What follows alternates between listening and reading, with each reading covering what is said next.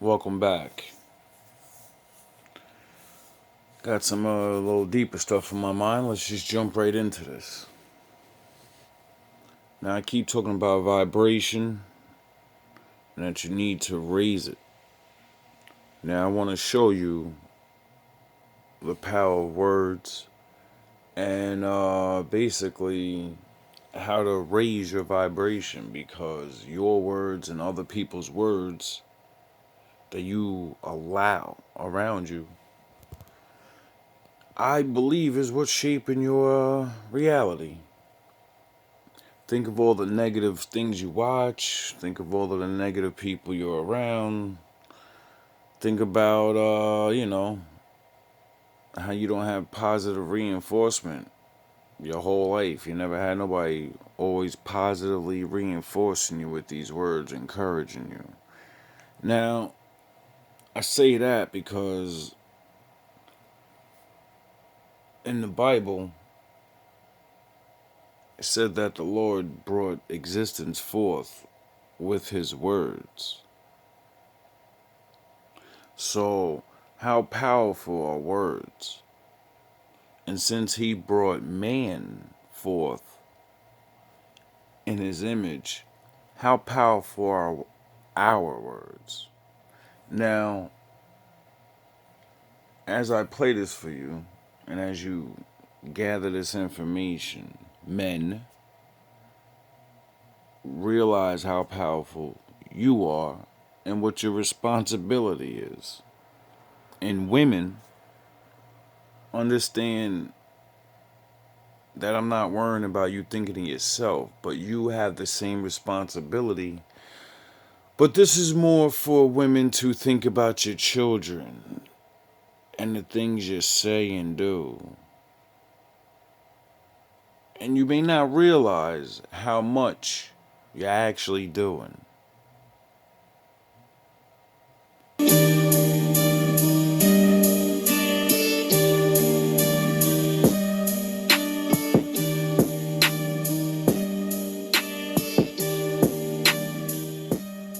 In this experiment, I want to see if our thoughts can affect the world around us.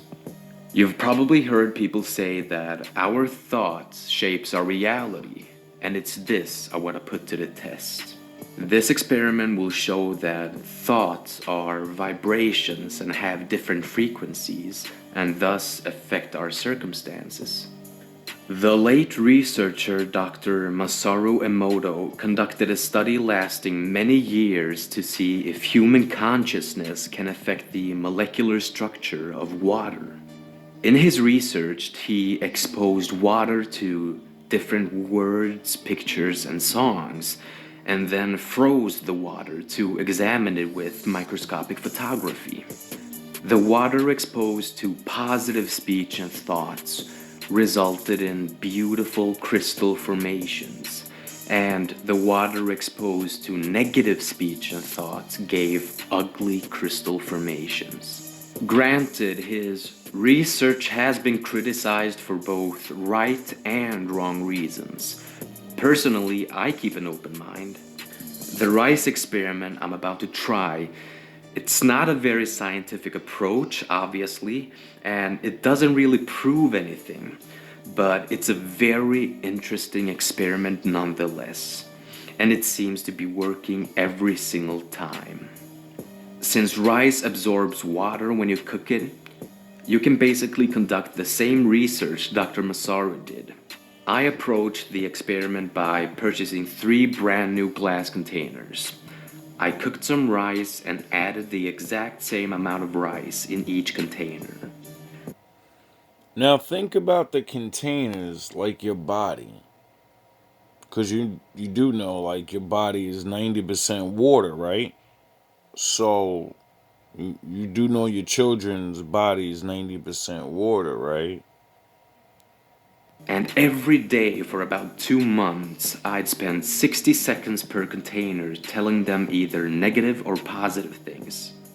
The container marked love. I'd say nice things such as, "You're awesome," and "I love you." And to the container marked hate, I'd say horrible things such as, you don't deserve to live, and you make me sick, and go and kill yourself. And the container marked ignore, I do just that. It's been about 9 weeks now, and it's finally over. And I'm happy to tell you that it's a success. Alright? And this is what happened. Alright, so the container marked with love it's in quite good shape. It's a little yellow, but I'd probably eat it. Alright.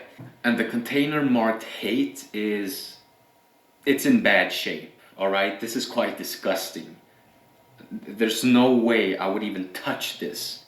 The container marked ignore it's in better shape than the container marked hate, but it's still quite disgusting.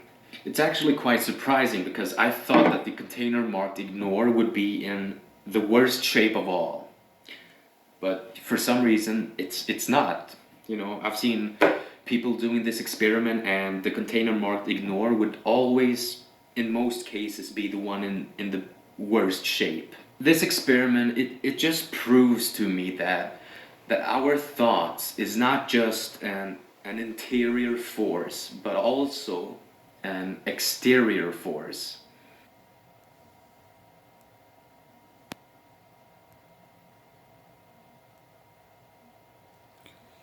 Now, like I said, I don't know you.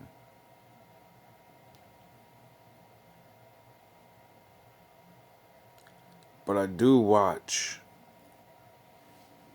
and I know myself. And we all have triggers and people that start the the lower look on yourself. Start when you're young. And then you start repeating that shit yourself. You start believing it. Unless you do things and you prove it wrong. And then you just believe in your work. And you're like, no, you're not going to call me a loser because I'm not a fucking loser. You're not going to call me a liar because I'm not lying. Now,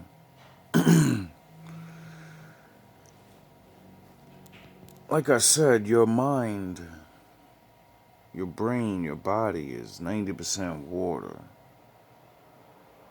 So you telling yourself or other people or the movies and all these stereotype things that we have to deal with in this world shape you to begin to speak for yourself or to yourself.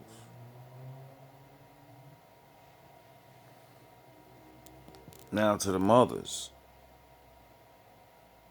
How many times you sat there and said, you're just like your father? You get on my nerves. I hate when you do this. I hate this and ooh, this and that. Because they trigger you. They're bad. I understand. But do you realize what you're doing to them? They're going to walk around, start talking like that to themselves.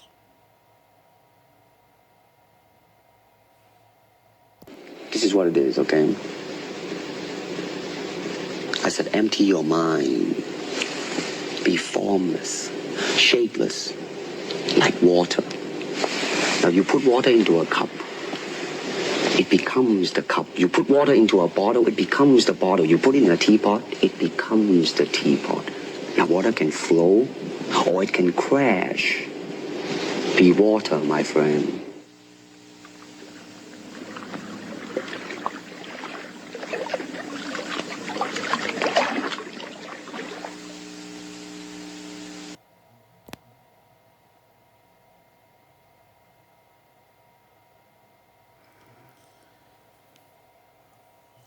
Only you have the power to talk to yourself in your head all day long. You could be building yourself up every day, all day. You know, it only takes 20,000 hours to master anything, right? 20,000 hours is like 2 years, a year, or some shit like that. You can't tell yourself good things for 2 years of your life? 2 years? You can't tell your children good things for 2 years straight, even when you're mad, so they can think better of themselves.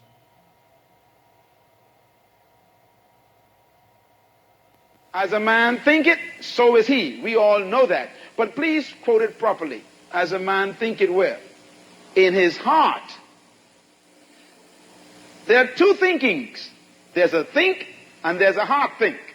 Now the word heart here is a Hebrew word referring to the subconscious mind. That's the one below. Solomon says, you are whatever is in your subconscious mind. And where do women say they love a man from? Their mind? No, their heart. Right? Right? Yeah. But it's still their mind. So the man they love got into the subconscious of her mind. Oh, that's how that works. Your subconscious mind is your heart. Your subconscious mind is your heart. Your subconscious mind is your heart. Whoever controls your heart controls your life. Whoever can get enough information into your subconscious mind will control you. Because your parents, your friends, the TV. As a man thinketh in his heart, that's the man. So if you want to control the man, all you've got to do is control his heart. And how do you control his heart? First, you work on the conscious mind first, and you keep repeating until the conscious mind deposits it in the heart. And now you... 20,000 hours. 2 years, all it took. How many years you been alive for? How long they been pounding your brain in? How long you been pounding other people's brain? Oh my God, you people make me sick. Trouble. That is why some of you are having problems with battles of things you're trying to change and you can't change them. Old habits that you were keeping for the last 20 years and now you want to change and it's tough to change. Young people, that is why God tells you to stay away from evil things. If you keep watching pornography, you keep reading dirty books, you keep listening to bad stories or dirty jokes, and if you keep listening, now the first time you see it, it doesn't bother you. But if you keep seeing it, it becomes downloaded. Now once something is downloaded on your hard drive, what happens? Even when you are not conscious of it, it is still running. And all you got to do is press the right button and you see all the pictures in color. That's why the Bible says, take heed what you hear. Why? If you don't control what comes into your conscious mind, it'll soon become a part of your subconscious mind, and it's in your heart. And the Bible says, out of the heart, what? The mouth really speaks. It's out of the heart comes what? The issues of life. And Jesus said, from whence comes murders and lust and adultery? He says, they are coming from the heart.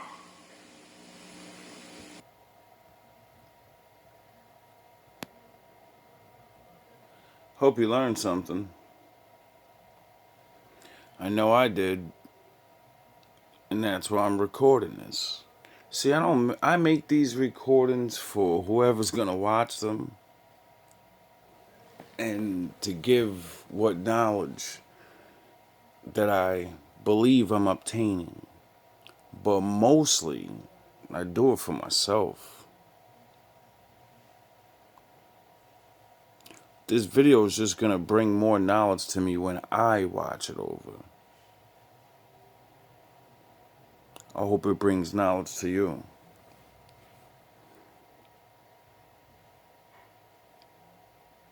All love, all praise to the Most High.